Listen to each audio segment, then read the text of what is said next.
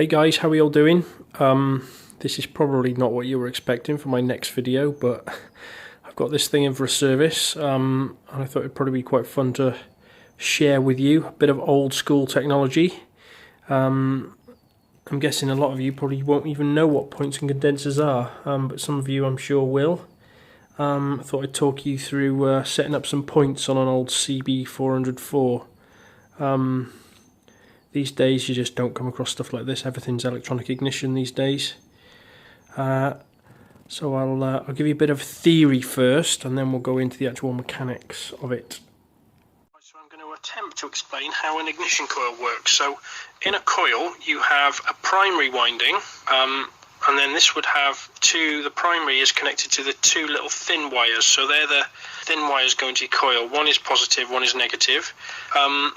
And then you also have a secondary ignition coil, which is theoretically has hundreds times more windings than the primary. And now the secondary has the HT leads connected to it, so these are the HT leads. This is actually a wasted spark coil, so you'd have two spark plugs here and here. Now the theory of operation, the way it works is when you apply current, when you switch this primary on, and as I say it's ground side switch, so as you pass current through this winding, you create a magnetic field. So magnetic flux passes through this secondary winding. Then when you turn the coil off, this magnetic field collapses and it induces a real high voltage in this secondary coil. So that's where you get your spark. So you get a spark on both ends. So you get a spark here and a spark here as you induce that high voltage in the secondary. So it's basically like an amplifier, if you like. And then this is the body of the coil. So I think these coils are obviously inside. And they're almost always ground side switch. Not always. Some modern ignition systems are switched with a positive side, but that's a different theory of operation is the same, but it's a different thing. But in the case of this bike, we're talking about points, so it's ground side switched. So here you have this wire is the wire that goes to the points as a constant battery voltage, and then points turn the primary coil, this coil here, they turn the points, turn that on and off. Anyway, hopefully that makes sense to you. Next thing to try and explain is how a set of points and condenser works. So in my really rubbish drawing, let's imagine that's a set of points. This end here would be ground, and this end here would be the ignition coil. And you also have a condenser which would be connected to here. And that would also go to ground, the condenser. Now a condenser is basically a great big capacitor. It's like the best way to think of it is it's a battery that can be instantly charged. And the idea is that if these points are shut, so they're joined together, the primary, remember we were talking about a primary, the primary is energized inside the ignition coil.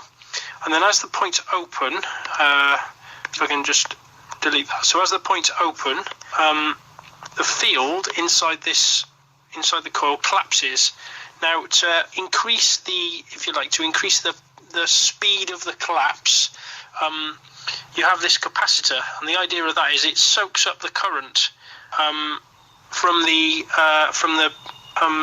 primary side of the ignition coil. So this end, should probably earth that, put positive there rather. So this is positive here, and then this side here is the earth. So when the points open, this capacitor soaks up the current from the primary, and it makes the magnetic field collapse quicker. What it also does is it stops the points from arcing, because obviously when you're sort of breaking the connection, current is flowing, and you would get a little arc across the points. So the condenser does two things: it stops the points from burning out, and it also helps the magnetic field collapse quicker. Which gives you a stronger spark on the secondary. Hope that makes sense. I think it will. I guess the last thing is just to explain how this is all wired up. So we'll start. We need a battery like so, with a positive and a negative, like that. So this side is obviously ground. And then we'd have let's call that the ignition switch, positive wire from the battery to the ignition switch, and then from the ignition switch to one side of the primary winding in the coil. Remember, there's a secondary here as well. This is the coil body. And then on this side here is where we would have the points. So we'd have, in my dodgy drawing, we'd have the points here. With a capacitor here going to earth, if that makes sense. And then this would be, where are we? Yeah, this is obviously earth too, so that's basically how it's wired. Oh, hang on, I got my capacitor in the wrong place, haven't I? What a dummy. So let's get rid of that. Capacitor would go, pardon me, capacitor would go, it's all going wrong! Right, so that's not that. Oh God, somebody save me. Okay, so capacitor would go there, and then that capacitor is earthed. That makes sense. That's basically the wiring diagram, and then obviously you've got your HT leads coming off here, going to your spark plugs. Hopefully that makes some sort of sense. Anyway, I'll sort of show you on the bike now. Okay, so you've now looked at my dodgy drawing. I don't know whether that made any sense to you at all. So sort of in reality how this happens is I've got a test light here onto the positive terminal of the battery. Now up here on the ignition coils, there's two coils, wasted spark as I said, so two HT leads coming out of each coil. There's a common positive in, which is this black and white, so that's the ignition live wire, this one. And then this yellow and this blue, they're basically the switching wires for each coil. So this yellow wire and this blue wire go right the way down through the wiring loom and end up at the points here. So I've got a blue wire, if I can get this in focus, I've got a blue wire for this set of points. Whoop, focus Jim, focus. Sorry guys, mobile phone again. So blue wire on this set of points and yellow wire on this set of points. So this yellow wire is coil or cylinders 2 and 3. See, it says 1 and 4 there, and you can't see it, but it says 2 and 3. Yeah, 2 and 3 for this set of points. So what we do is we've got this test lead on the positive terminal of the battery. So because the points are closed now, let me focus a bit, because those points are closed, this crocodile clip is earthed. So the bulb is lit, so it's got positive on one end and it's got an earthed, so it's switched on. Now what we want to have happen is as the points open, so it switches the coil off, we want that light to go out up there. So I don't know whether this is going to work or not, but seeing that little hole there, there's an F mark, and as the little F line comes around and lines up with its marker, which I'm not sure you can see. I don't know whether you could hear that. You can actually hear it spark. So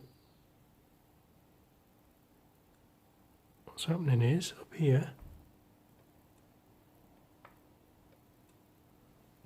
So as I wiggle this just a tiny little bit,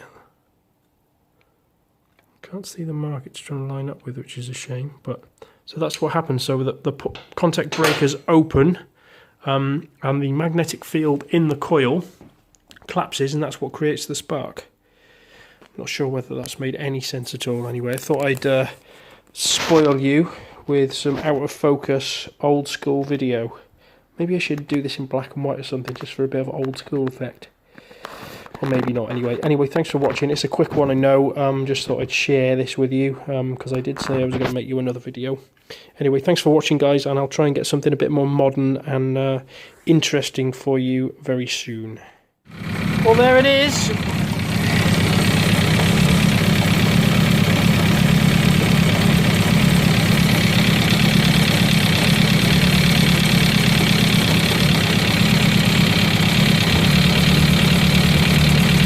The idea of the condenser is it helps discharge the coil quickly, which gives you a stronger spark, but it also gives the points an easier time of it, because it reduces the amount of arc across the points as the points open. So imagine as the points break the connection to the ignition coil, rather than the current that's flowing try and continue to flow and create an arc across the points, it basically fills the condenser up. The condenser's like a mini little battery, if you like, that can be charged really, really quickly. So as the point gap opens and the field collapses inside the coil, that current is passed to the condenser and then it leaks away to earth slowly. So it gives the points an easy time of it.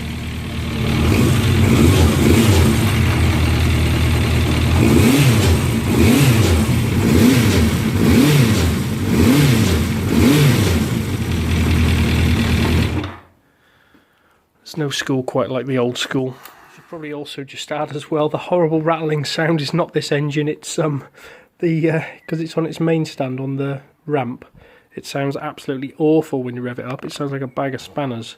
It's not actually the engine, it's the bike vibrating the ramp that it's on. I just thought I'd add that a little bit because I just watched that last bit of the video back and thought, oh my god, it sounds like a diesel. Actually sounds quite nice in reality. Anyway, thanks for watching and I will catch you soon.